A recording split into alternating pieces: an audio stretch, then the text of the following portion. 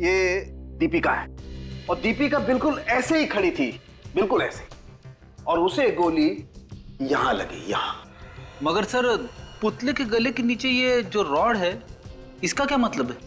ये पुतला दीपिका की हाइट का है, यानी कि 5 फुट 4 इंच का, और हम ये जानने की कोशिश कर रहे हैं कि दीपिका पे गोली किस एंगल से चलाई गई है।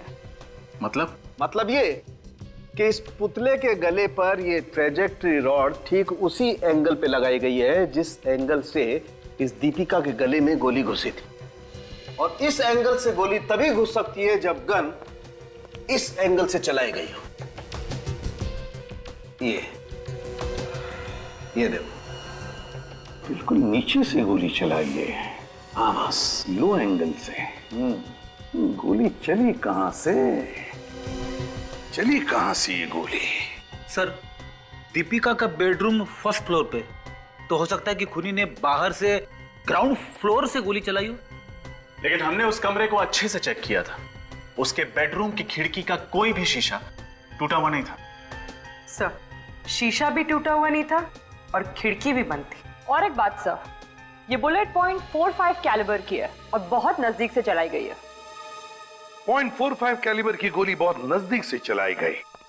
कमरे का दरवाजा और खिड़कियां अंदर से बंद, खिड़कियों की कांच भी ठीक ठाक।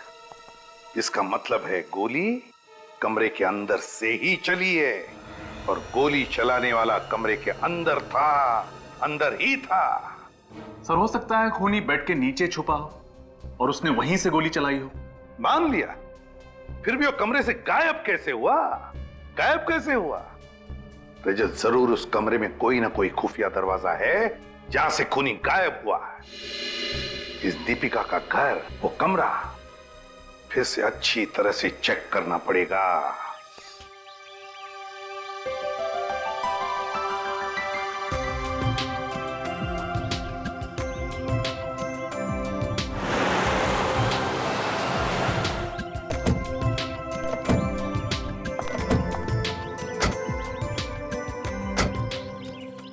अजी चलो भगवान, चलिए। Welcome welcome welcome. नमस्ते भाभी जी। राज, क्या हाल है? क्या बात है, आज रक्षाबंधन के दिन भी फैक्ट्री गया होगा ना? फैक्ट्री से मेरा भी बंधन है यार, धंधे की रक्षा तो करनी पड़ेगी ना। तुझसे सच्चा और अच्छा बिजनेस पार्टनर किसी का हो ही नहीं सकता। चल चल अंदर चलते हैं, आइए भाभी जी।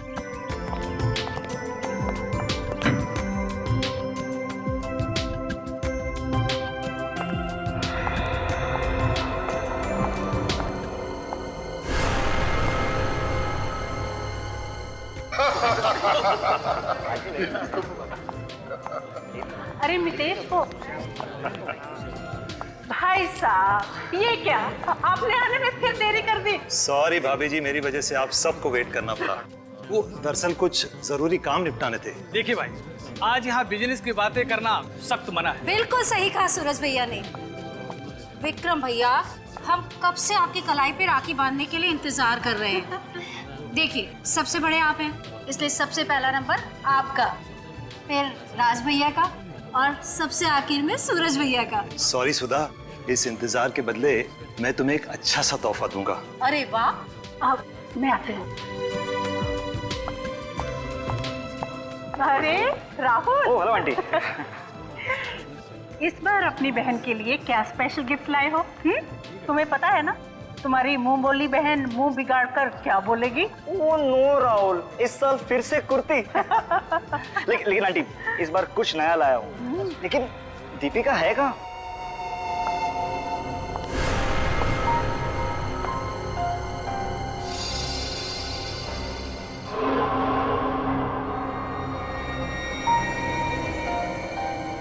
दीपिका?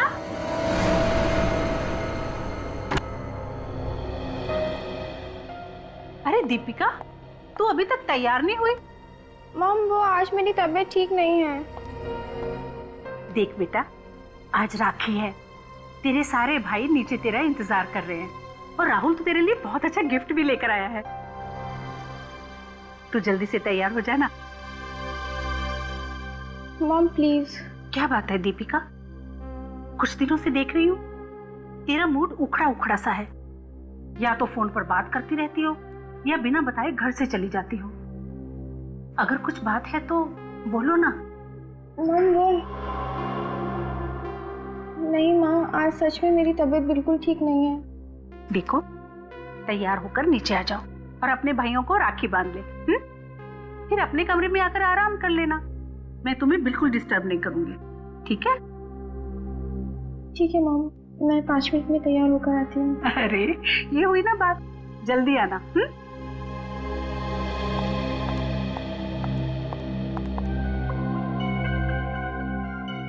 कैसे बताऊँ मॉम डैड को, वो कभी समझेंगे ही नहीं। उन्हें तो यही लगता है कि मैं बिना वजह बात का बतंगड़ बना रही हूँ, पर मुझे पूरा विश्वास है मेरा शक गलत नहीं है।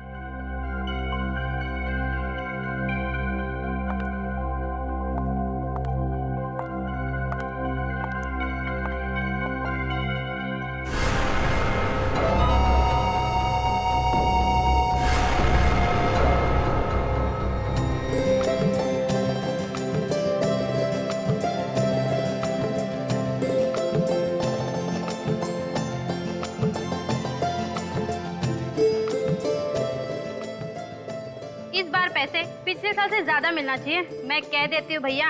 हाँ, वैसे भी जब बहनें तरक्की करेंगी ना तभी भाइयों की तरक्की होगी। बेटे, क्या मिलता है उसे नापो तोलो मत, देने वाले की भावनाओं को समझो। हाँ बिल्कुल, वैसे भी ये तो महज एक रस्म है। भाई बहन का रिश्ता तो प्यार देने और प्यार लेने से होता है। अच्छा राज, अब मैं चलूं। ओके। ऑफिस जाकर नए ऑर्डर को चेक करना है। और अरे क्या चलिए पापा, अरे अभी तक मेरी लाडली बहन दीपिका ने मुझे राखी नहीं बांधी। अंकल वो है कहाँ? कहाँ है दीपिका? अभी तक आई क्यों नहीं नीचे? क्या है कि उसकी तबीयत ठीक नहीं है। ये दीपिका क्या आवाज है? कहाँ? दीपिका! दीपिका! ये आवाज किसकी थी? दीपिका! दीपिका दरवाजा खोलो बेटा। दीपिका! दीपिका! ये दीपिका जवाब क्यों नहीं दे रही? दीपिका बेटा दरवाजा खोलो। आप सब पीछे हटिए, मैं दरवाजा तोड़ के देखता हूँ। देख बेटा, तोड़ने से इसको। आओ बेटा, आओ।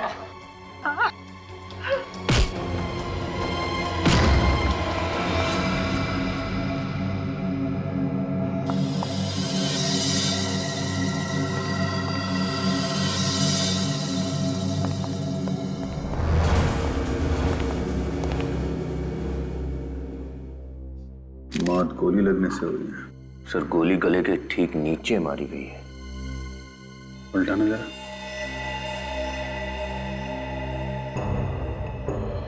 कहीं कोई घाव नहीं और गोली भी अंदर।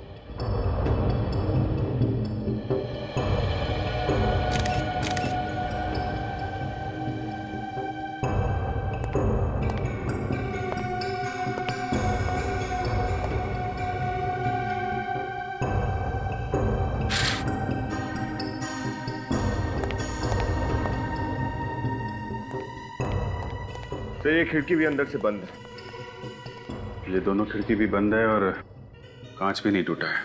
सर ये दरवाजा भी अंदर से बंद था, घर वाले दरवाजा तोड़ के अंदर आए।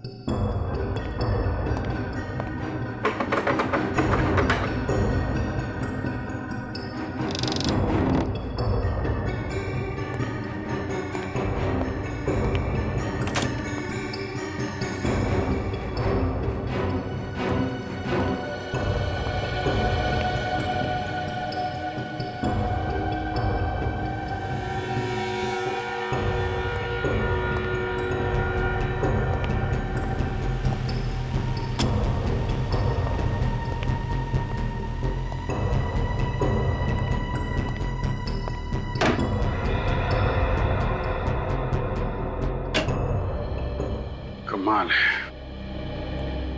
सारी खिड़कियां अंदर से बंद है। ये दरवाजा भी अंदर से बंद था, खिड़कियों के कांच नहीं टूटे हुए हैं, मतलब साफ है, गोली बाहर से नहीं चली है। लेकिन सर अगर गोली अंदर से चली है तो खूनी बाहर कैसे गया?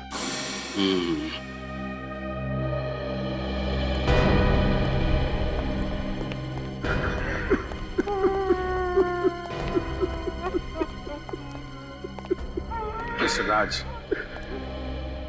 मैं जानता हूं ये वक्त सही नहीं है, पर केस को सॉल्व करने के लिए हमें आपसे कुछ सवाल पूछने पड़ेंगे। पूछिए, क्या पूछना चाहते हैं? ये सारे लोग नीचे थे तो फिर दीपिका यहाँ कमरे में क्या कर रही थी? उसकी तबीयत ठीक नहीं थी। मैं उसे ऊपर बुलाने आई कि आकर राखी बांध ले। कहने लगी मैं तैयार होकर 5 मिनट में नीचे आती हूँ, और उसके बाद तो उसकी चीख ही सुनाई दी। सर, हो सकता है दीपिका ने तैयार होने के लिए दरवाजा बंद किया हो और खूनी अंदर बैठा और फिर उसने उसका खून कर दिया।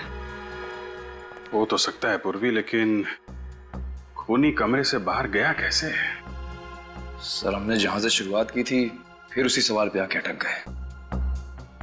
निखिल, अगर सवाल उठा है तो जवाब भी यहीं कहीं छुपा होगा।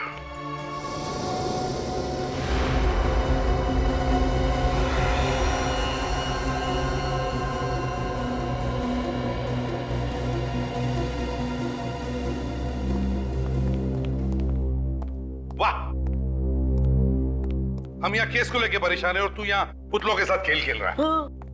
पुतला नहीं है ये इस वक्त विक्टिम है, और ये विक्टिम ही हमें उस हत्यारे के खेल तक पहुंचाएगा।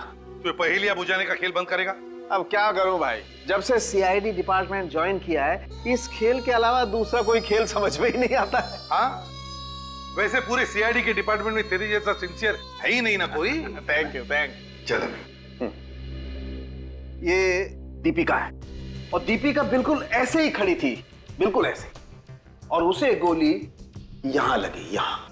मगर सर, पुतले के गले के नीचे ये जो रॉड है, इसका क्या मतलब है? ये पुतला दीपिका की हाइट का है, यानी कि 5 फुट 4 इंच का, और हम ये जानने की कोशिश कर रहे हैं कि दीपिका पे गोली किस एंगल से चलाई गई है। मतलब ये कि इस पुतले के गले पर ये ट्रेजेक्टरी रॉड ठीक उसी एंगल पे लगाई गई है जिस एंगल से इस दीपिका के गले में गोली घुसी थी, और इस एंगल से गोली तभी घुस सकती है जब गन इस एंगल से चलाई गई हो।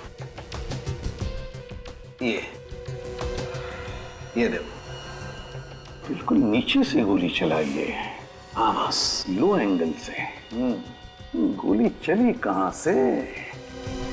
चली कहां से ये गोली? सर, दीपिका का बेडरूम फर्स्ट फ्लोर पे, तो हो सकता है कि खूनी ने बाहर से ग्राउंड फ्लोर से गोली चलाई हो।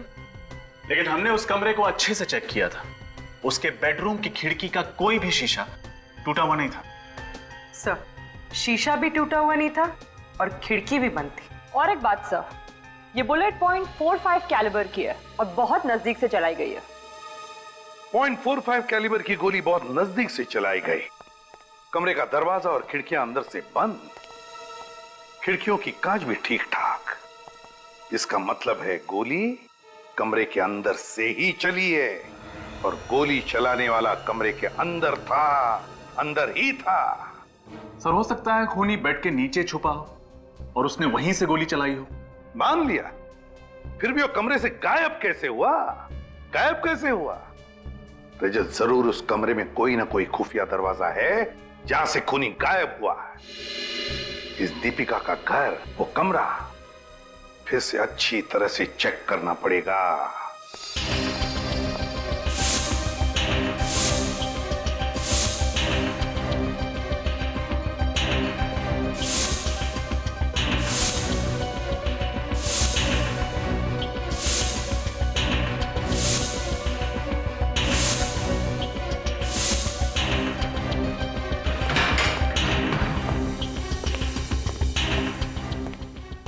सर, ना तो कोई खुफिया दरवाजा है और ना ही कोई छुपने की जगह। ऐसा कैसे हो सकता है? कोई ना कोई रास्ता तो होना चाहिए। शायद हम लोग गलत जगह पे सही सबूत ढूंढ रहे हैं। पूर्वी, जरा दीपिका के माँ बाप को ऊपर लेके आओ। सर,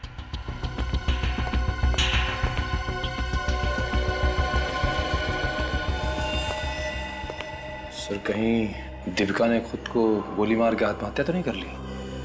खेल बोलने से पहले कुछ सोचा करो। अगर उसने आत्महत्या की होती तो गन यहीं कहीं पड़ी होती ना। गन तो नहीं मिली ना। Right sir. सर,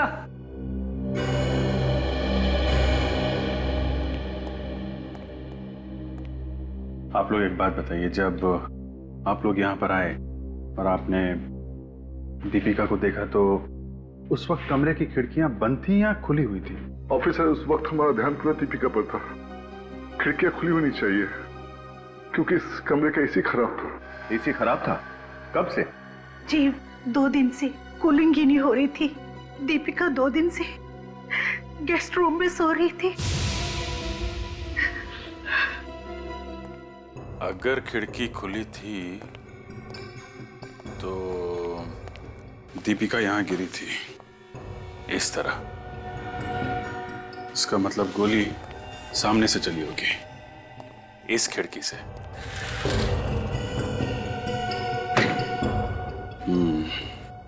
और डॉक्टर सारुंखे ने भी बताया था कि गोली लो एंगल से चली है। इसका मतलब वो गोली चलाने वाला बाहर ही खड़ा होगा। लेकिन सर, जब हम लोग यहाँ पर आए थे तो सारी खिड़कियां अंदर से बंद थी। जब दीपिका को यहाँ देखने लोग आए होंगे, उसी भगदड़ में किसी ने खिड़की बंद कर दी होगी। नीचे वॉचमैन से पूछताछ करते हैं। दीपिका मैडम के बेडरूम की यही खिड़की है? जी साहब, इसी तरह की 3 खिड़कियां उस तरफ भी हैं। देखो, कब से काम कर रहे हो यहाँ पे? जी तकरीबन 5 साल हो गए साहब। ऐसे किसी आदमी को आसपास देखा जो अनजान हो? नहीं साहब, ऐसे किसी आदमी को तो नहीं देखा। ये है वो खिड़की, दीपिका मैडम के कमरे की।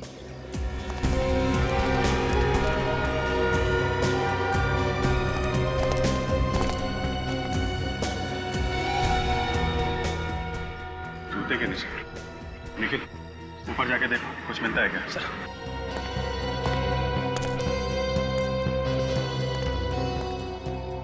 सर, गोली चलाने वाला जरूर इस पाइप के रास्ते अंदर गया होगा। सर, मगर खिड़की दरवाजे तो अंदर से बंद थे, फिर वो बाहर आया कैसे? सर, हाँ निखिल, सर खूनी यहीं से उतरा है सर। सर यहाँ गमले में जूते के निशान है और पैरापेट पे भी जूते के निशान है सर। ये देखिए सर, यहाँ चश्मा भी मिला है। चश्मा? जरा देखो ये चश्मा, इसे पहचानते हो? किसी को देखा है पहने हुए? नहीं साहब जी। जरा अपने साहब और मालकिन को बुला के लाओ। ये चश्मा देखिए आप लोग। आप लोगों ने देखा है किसी को पहने हुए? कुछ अंदाजा नहीं है सर। मुझे पता है, ये सनग्लासेस फाल्गुन के हैं। फाल्गुन? जी, हमारा पड़ोसी मेजर साहब का बेटा। आपको पक्का यकीन है? जी हाँ, वो जब भी दीपिका से मिलने आता था ये सनग्लासेस पहने रखता था। माफ कीजिएगा शोभा जी, क्या दीपिका और फाल्गुन के बीच में कुछ नफरत का रिश्ता था? मतलब? फाल्गुन दीपिका को प्यार करता था, लेकिन दीपिका उसे पसंद नहीं करते थे। लेकिन फिर भी उसने दीपिका का पीछा नहीं छोड़ा, तो हमने पुलिस कंप्लेंट भी की थी। अच्छा, कब की थी ये पुलिस कंप्लेंट? 1 महीना पहले। ये है हमारे केस की पहली कड़ी। फाल्गुन। फाल्गुन, आज सुबह तुम मिस्टर राज के घर में क्या कर रहे थे? मिस्टर राज? मैं तो उनका घर गया ही नहीं। तो फिर तुम्हारे सनग्लास उनके छत पे कैसे पहुंचे? ये मत कहना कि ये चश्मा तुम्हारा है ही नहीं। जी ये मेरा ही है, पहले कभी गिर गया होगा। अच्छा, मतलब तुम पहले भी कई बार दीपिका के घर जा चुके हो। देखो, सच सच बता दो, हमारा टाइम वेस्ट मत करो। क्यों किया दीपिका का खून? बता दो, वरना हमें और भी तरीके आते हैं सच उगलवाने के। मैं मानता हूं कि मैं दीपिका के कमरे में गया था, लेकिन मैंने उसका खून नहीं किया। और मैं झूठ नहीं बोल रहा हूं सर। सर, ये गन मिली है फाल्गुन की कबर्ड में से। ये गन तो मेरी है, तुम्हारे पास कैसे आई? मेजर साहब, .45 कैलिबर की गन और दीपिका के शरीर से जो गोली निकली है वो भी .45 कैलिबर की ही है। सर मैं तो नकली गोलियों का यूज करता हूं, और पापा की गन तो सिर्फ प्रैक्टिस के लिए यूज करता हूं मैं। और इसी से दीपिका को डराने की भी प्रैक्टिस करते थे। फिर दीपिका ने पुलिस में कंप्लेंट कर दी, फिर तुम्हें गुस्सा आ गया और तुमने बंदूक में असली गोली डाल के दीपिका को मार डाला। ये सच नहीं है सर। सच सिर्फ इतना है कि मैं दीपिका से प्यार करता था, लेकिन वो मुझे पसंद नहीं करती थी। और उसके पुलिस कंप्लेंट के बाद मैंने दोबारा उससे मिलने की कोशिश भी नहीं की। तो आज सुबह उसके घर क्यों गए थे? आखिरी बार उसे समझाने गया था कि मैं बुरा लड़का नहीं हूं, मुझे एक मौका दे, लेकिन हिम्मत ही नहीं हो पाई। पर्दे के पीछे से निकल ही नहीं पाया। और दीपिका की माँ के कमरे से जाने के बाद मैं भी वहां से चला गया। अब तुम सच बोल रहे हो या झूठ, इसका पता तो हम लगा ही लेंगे। मेजर साहब, आपकी गन को हमें बैलिस्टिक्स में भेजना पड़ेगा, और जब तक रिपोर्ट्स नहीं आ जाती फाल्गुन, तुम कस्टडी में रहोगे।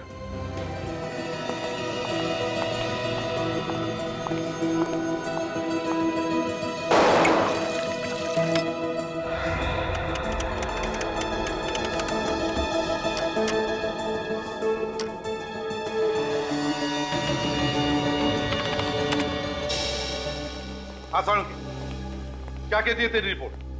दो खबरें हैं आप लोगों के लिए, एक अच्छी है एक बुरी। आप एक काम करो, पहले अच्छी खबर सुनो। फाल्गुन की गन से जो गोली चली है उस गन का कैलिबर भी .45 ही है। यार सालुंके, ये तो हमें भी पता है, तू बुरी खबर सुना। बुरी खबर ये है कि दोनों गन्स का कैलिबर तो सेम है, लेकिन दोनों गोलियां मैच नहीं करती हैं। क्या? दोनों गोलियां मैच नहीं करती? तो फिर दीपिका को जो ये गोली लगी है वो फाल्गुन के गन से नहीं चली? नहीं। सर, आपकी रिपोर्ट पक्की है? Are you sure? श्योर का क्या मतलब? हाँ, ये सालुके की रिपोर्ट है। मेरी रिपोर्ट कभी गलत नहीं होती है। अगर रिपोर्ट गलत हुई ना तो इस्तीफा हाथ में दे करके हिमालय पर चला जाऊंगा। जाने दो। सालुंके साहब 2 बार हिमालय जा चुके हैं। इसका मतलब फाल्गुन सही कह रहा था। जब दीपिका पर गोली चली तो वो कमरे के बाहर था, तो फिर दीपिका पर गोली चलाई किसने? और जिसने भी ये गोली चलाई वो इस कमरे से बाहर गया कैसे? हाँ सर, सारे खिड़की दरवाजे तो अंदर से बंद थे। वही तो। एक बात और बताता हूं, शायद कुछ हाथ लग जाए। वो क्या सर? दीपिका को जो गोली लगी है उस गोली पर से मुझे और भी कुछ मिला है। सालुंके, सस्पेंस बढ़ाने की बहुत बुरी आदत है तुझे यार। जल्दी से बताना क्या मिला है? लकड़ी के टुकड़े मिले हैं, wooden particles. Wooden particles? Sir, वो भी बुलेट पर? तो इसका मतलब है गोली दीपिका को लगने से पहले जरूर किसी लकड़ी की चीज को छू कर गई है। सर, दीपिका के कमरे में तो बहुत सारा वुडन फर्नीचर है। तो फिर से सारा वुडन फर्नीचर अच्छी तरह से चेक करो। देखो, जरूर कहीं ना कहीं तो ये गोली का निशान मिलेगा।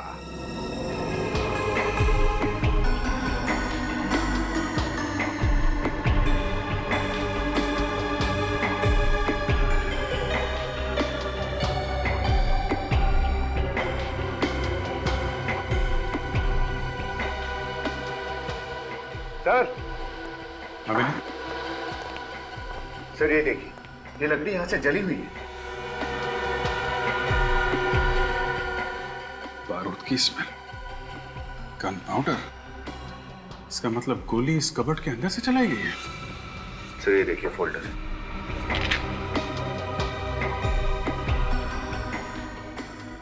खाली है? सर, ये ज्वेलरी बॉक्स भी खाली है। मतलब ज्वेलरी गया।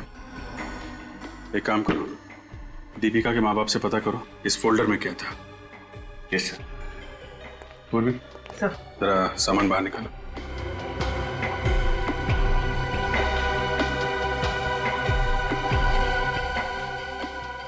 शोभा जी, इस ज्वेलरी बॉक्स में से किसी ने ज्वेलरी निकाली है या ये बॉक्स पहले से ही खाली था? जी, इस बॉक्स में दीपिका की ज्वेलरी थी, हमने नहीं निकाली।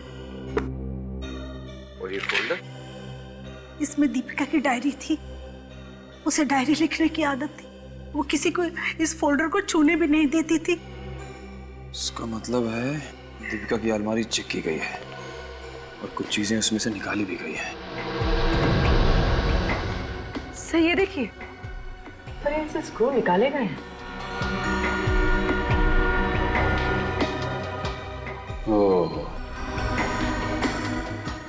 अब समझ में आया दीपिका का खून कैसे हुआ है। कैसे सर?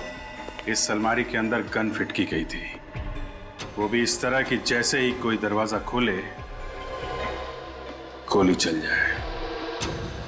नहीं, बिल्कुल वैसी अलमारी बनाई है ना जैसी क्राइम सीन पर थी। जी हाँ सर, आपके कहने के मुताबिक दीपिका के बेडरूम की अलमारी की तरह बिल्कुल वैसे ही अलमारी बनवाई है सर। एक्सीलेंट।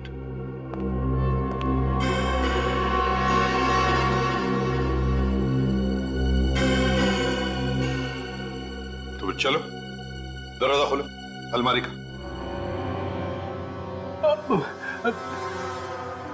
मैं? हाँ तुम, चलो जल्दी जल्दी।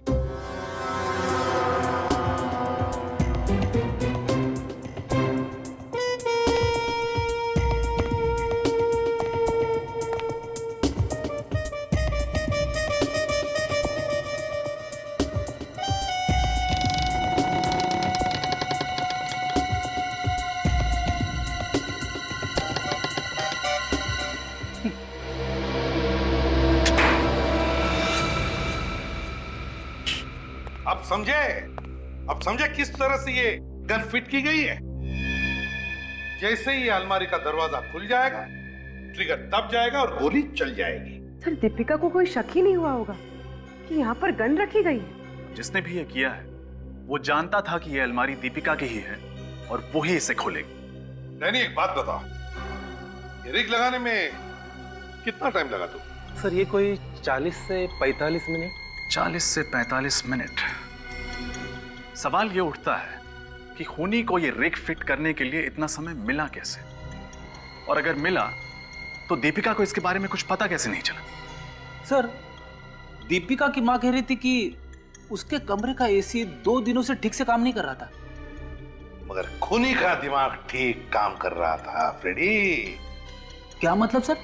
मतलब ये कि दीपिका की कमरे का एसी बिगड़ा नहीं था, बिगाड़ा गया था। जानबूझकर बिगाड़ा गया था ताकि बिना एसी के दीपिका कमरे में सोए नहीं और खूनी को ये सारा रिग फिट करने के लिए वक्त मिल जाए। सर, ये काम किसी बाहर वाले का नहीं हो सकता। जरूर ये काम किसी अंदर वाले ने ही किया है। घर में आया हुआ कोई मेहमान, कोई दोस्त या फिर कोई रिश्तेदार। सर, उस दिन घर में राखी का त्योहार मनाया जा रहा था, तो घर में बहुत से रिश्तेदार और दोस्त भी थे। नहीं पूर्वी, ये बात रक्षाबंधन के दिन की नहीं बल्कि एक दिन पहले 1 अगस्त की रात की बात है। ये 1 अगस्त की रात की बात। सर, ये देखिए, ये एल्बम हमें दीपिका की अलमारी से मिली थी। इसकी कुछ फोटोज में अजीब सी बात है। ये देखिए, ये फोटोज आधी फटी हुई या फिर शायद फाड़ी गई। हाँ, अलमारी तो दीपिका की है, तो इसका मतलब है चाबी भी उसी के पास होगी और फिर ये फोटोग्राफ्स भी दीपिका ने ही फाड़े होंगे। पर क्यों? किन लोगों के चेहरे हैं उन फटे हुए टुकड़ों में जो दीपिका देखना नहीं चाहती थी? सर, ये देखिए, सर दीपिका की फोटो, इसके कंधे पर किसी का हाथ है। सर, जिस तरह फोटो खींची गई है इससे लगता है कि इनके बीच में कुछ स्पेशल रिश्ता। हाँ सर, हो सकता है ये दीपिका का बॉयफ्रेंड हो, झगड़ा हो गया और रिलेशनशिप टूट गया। हो सकता है, पर क्या उसका कोई बॉयफ्रेंड था? सर, हमने दीपिका के माँ बाप से बात की थी। उन्होंने तो कहा कि इसका कोई प्यार व्यार का चक्कर नहीं था, कोई बॉयफ्रेंड नहीं। अरे इसमें कोई नई बात नहीं है। बॉयफ्रेंड के बारे में बाहर वालों को पता होता है, घर वालों को नहीं। सर, ये देखिए, इस फोटो में सिर्फ दीपिका है, लेकिन ये रिफ्लेक्शन में वो आदमी है जिसने शायद ये फोटो खींची है। और सर, ये कोट भी वही है जो पहले वाले फोटो में थी। एक सेकंड, इसकी पॉकेट पर कोई लोगो है। कौन सा लोगो? पूर्वी, मिरर लाना।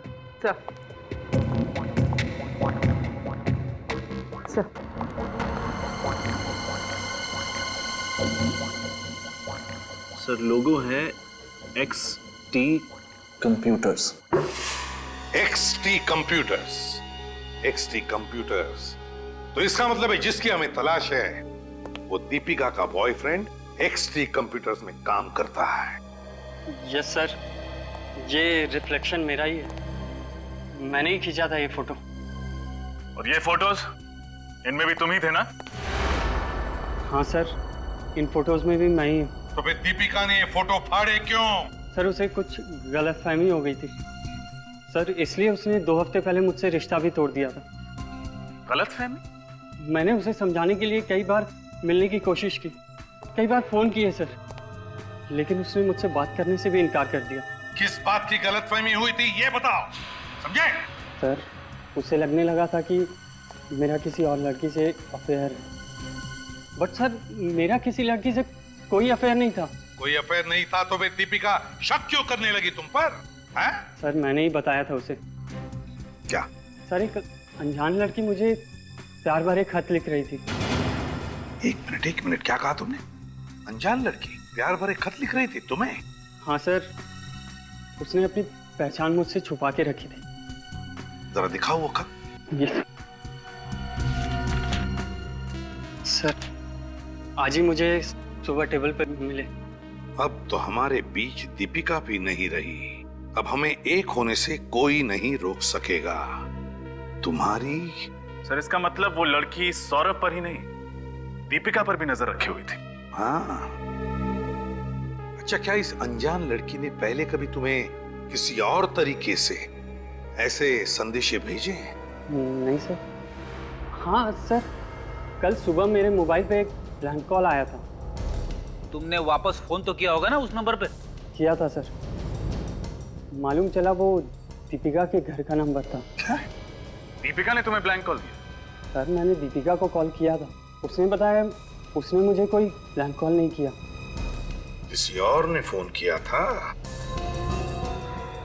कल तो रक्षाबंधन का दिन था। कौन कौन लोग आए थे दीपिका के घर पर? सर, त्योहार का अवसर था, उसके कजिन्स प्रीति और वर्षा थे वहां पर। सर, कहीं उन दोनों में से कोई तो नहीं? अब तो ये चिट्ठी ही खोलेगी उस अनजान लड़की का राज।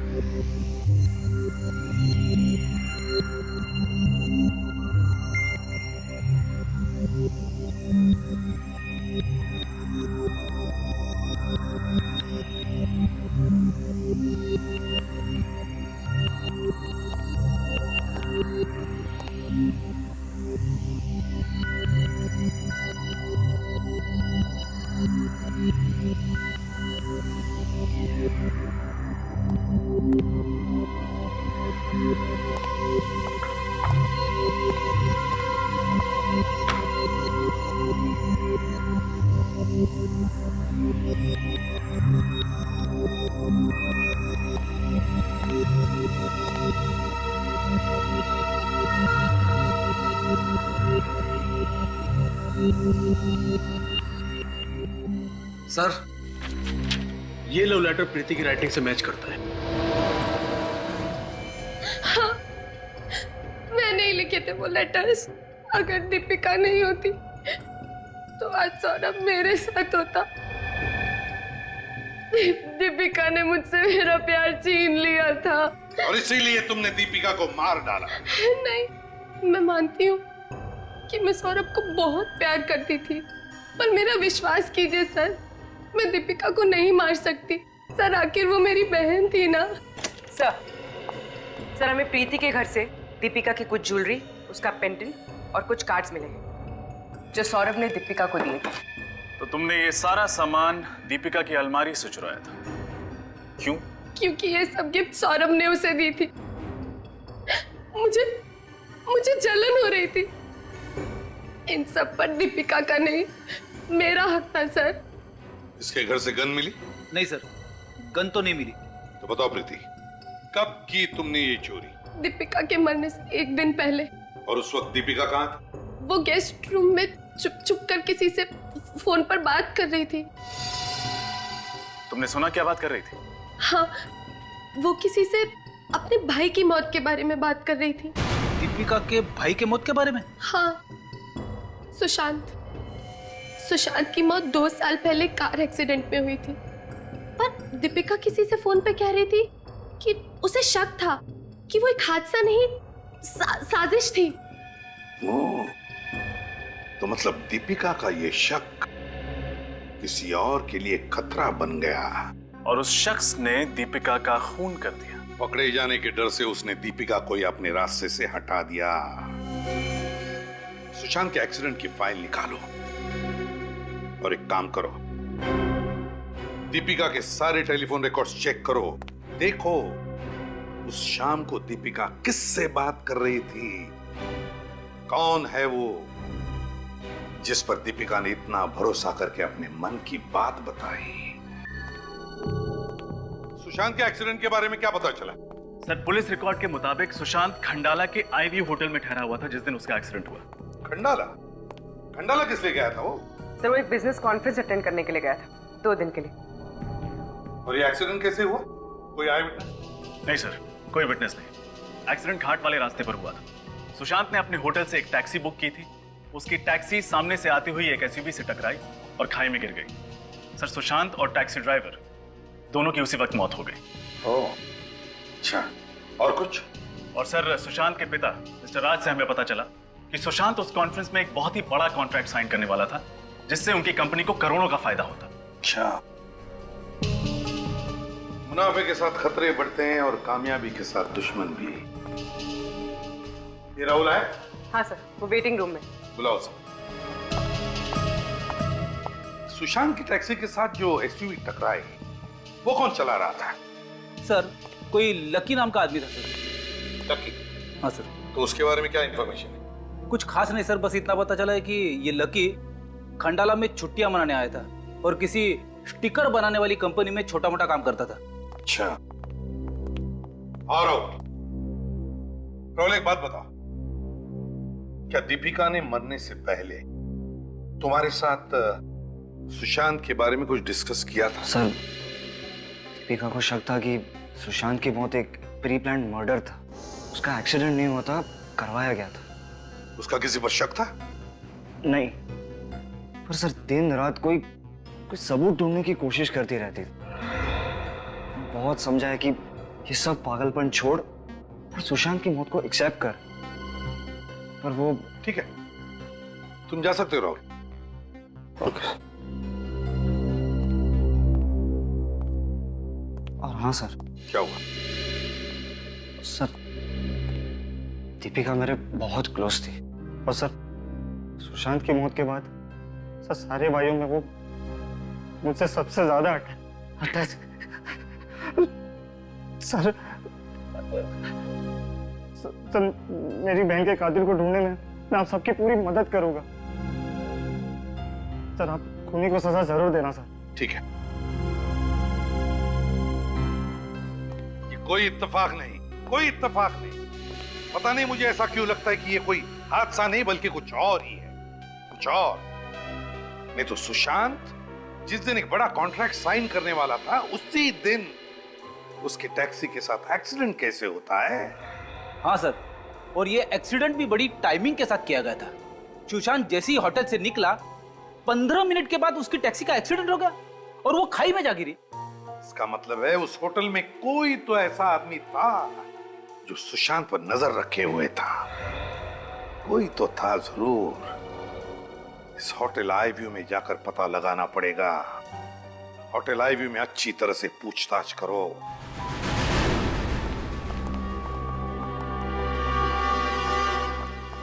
सीआईडी। बताइए सर। क्या आपके पास यहाँ 2 साल पुराना रिकॉर्ड्स होगा आपके होटल का? 2 साल कैसे? हमारे पास 5 साल का रिकॉर्ड मिल जाएगा आपको। गुड। तो 26 मई 2010 को यहाँ कौन कौन गेस्ट ठहरा था, हम वो देखना चाहते हैं। 1 मिनट सर।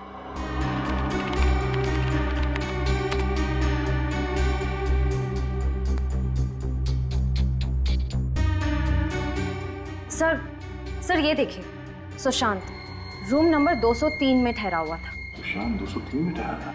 204 में कोई लखविंदर नाम का आदमी ठहरा था। कहीं ये लकी तो नहीं? श्रेया, पुलिस रिकॉर्ड में लकी का जो एड्रेस है जरा देखो, ये वही है क्या?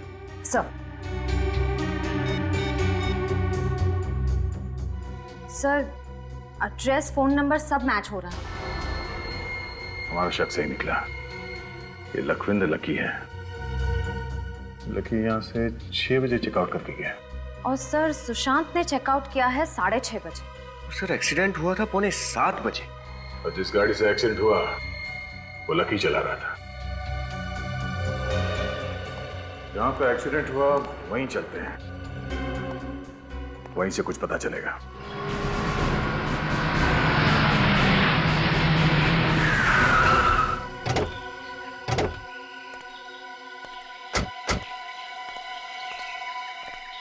सर यही वो मोड़ है जहां पर सुशांत का एक्सीडेंट हुआ था।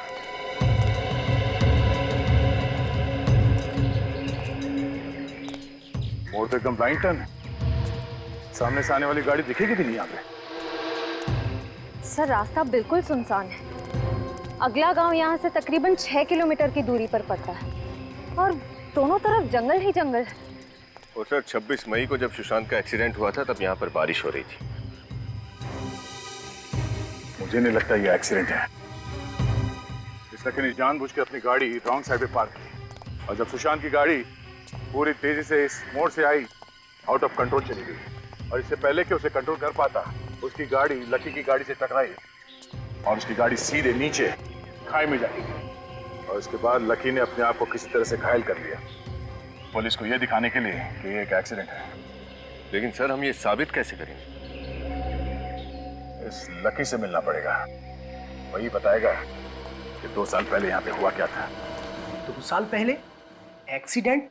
मुझे कुछ याद नहीं।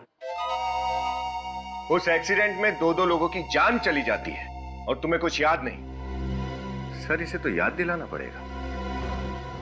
वो हाँ, मुझे याद आया और बेहद अफसोस है मुझे इस बात का। तुम्हें देखकर लगता नहीं है तुमने ज्यादा अफसोस जताया होगा। मतलब कि बैंक में क्लर्क की नौकरी करने वाला आदमी जो 2 साल पहले तक एक भाड़े के घर में रहता था, आज अपने ही नेम प्लेट वाले आलीशान घर में रह रहा है। थोड़ा अटपटा लगा मुझे। एक्सक्यूज मी, ये मेरा निजी मामला है और आप इसमें दखल अंदाजी ना दें तो आपकी बड़ी मेहरबानी होगी। ठीक है, कर दी मेहरबानी। अब आप एक मेहरबानी कीजिए हम पे, सच सच बताइए क्या हुआ था उस दिन? एक्सीडेंट, पुलिस केस और अब तो केस भी क्लोज हो चुका है।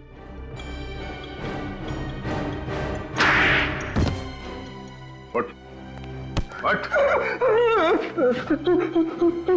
केस फिर से ओपन हुआ है। अब बता, सुशांत को क्यों मारा? नहीं तो और मेहरबानी करनी पड़ेगी। पैसों के लालच में। किसने दिया तुझे लालच? हाँ?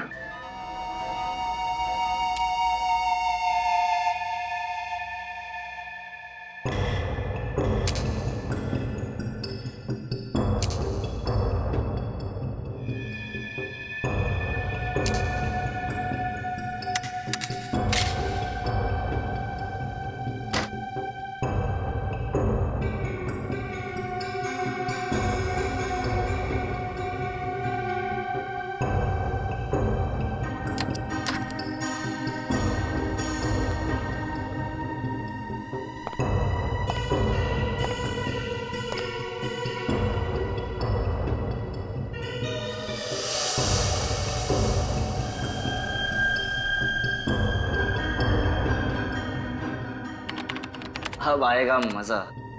यहाँ तक आ तो गए हो, पर जिंदा यहाँ से वापस कोई नहीं जाएगा।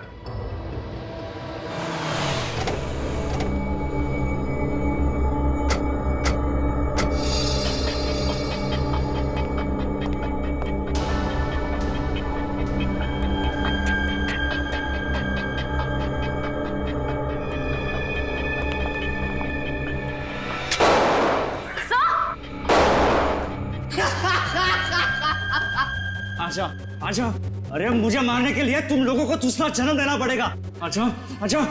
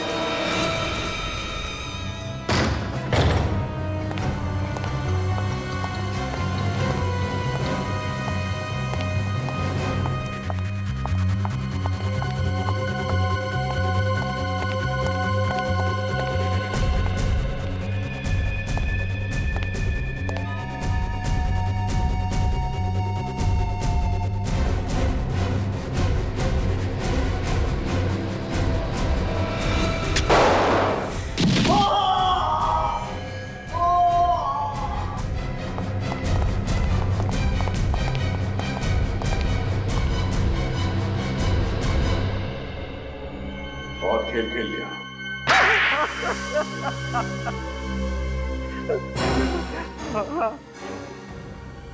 मैंने ही मरवाया था सुशांत को। क्यों मारा सुशांत को? नफरत करता था मैं सुशांत से। क्या कमी थी मेरे अंदर? प्लास्टिक इंजीनियरिंग की डिग्री हासिल की थी मैंने, मगर मेरे ही परिवार वालों ने सारा कारोबार उस सुशांत को सौंप दिया। अगर ये बात थी तो अपने परिवार वालों से बात करते। उस बेचारे सुशांत का क्या दोष था? उसे क्यों मारा तुम? मैं अपने पिताजी से बहुत लड़ा, मगर वो नहीं माने। इतनी छोटी सी बात के लिए तुमने अपने भाई का एक्सीडेंट करवा दिया। और ये बात जब दीपिका को पता चली तो तुमने उसे भी मार दिया। बहन थी ना वो तुम्हारी, राखी बांधती थी ना तुम्हें। अरे हम बहनें जब अपने भाई की कलाई पे राखी बांधती हैं तो हमारा भाई हमसे वादा करता है कि वो जीवन भर हमारी रक्षा करेगा, और तुमने उसे ही मार डाला। हाँ? तुम्हारी इस नफरत ने दो मासूम जाने ली। सीआईडी ऑफिसर्स पर भी गोलियां चलाई तुमने। अब सड़ते रहना जेल में फांसी का ऑर्डर आने तक।